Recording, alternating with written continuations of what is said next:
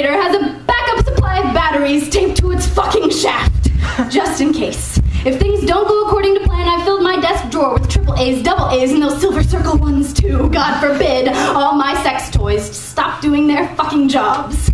Am I making you uncomfortable? Picture me naked. Don't do that. I'm gonna picture you in your underwear. They taught that trick to me in the 2nd grade when I was giving a speech on Pluto, sick motherfuckers. Not only was I an 8-year-old attempting to visualize the sexual representation of my peers, but I was also under the impression that Pluto was a goddamn planet. That made me a liar. But see, look, it's easy to change the subject.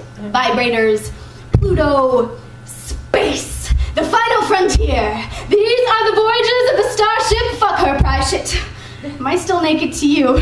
I'm gonna need you to look past that. Please look past me. Please look through me. Did I mention I won't fuck you with the lights on? Have I given myself away?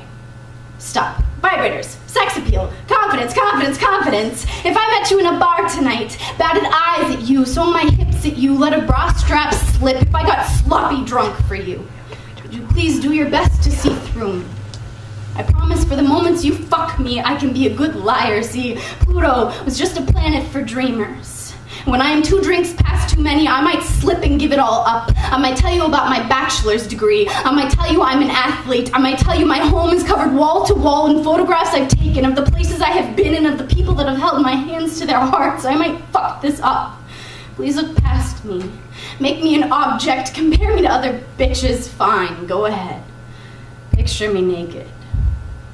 That night that Audrey held her breath under the heavy, damp chest of an uninvited dick, you stood in the kitchen with me, told me under the white noise of stovetop fan that maybe she deserved it, that maybe she'd learned her lesson and would stop wearing swoop neck cleavage cutters. We were just a bunch of horny sluts. It was just a house party. These things just happen.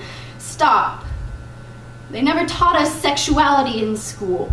There were no poster presentations on what it means to love yourself, on what it means to have breasts without using them as weapons. Does this make sense to you? Please look past me. I will never be as beautiful as I don't feel. Just do what you want with me. I promise, if you fuck me, I will forgive you.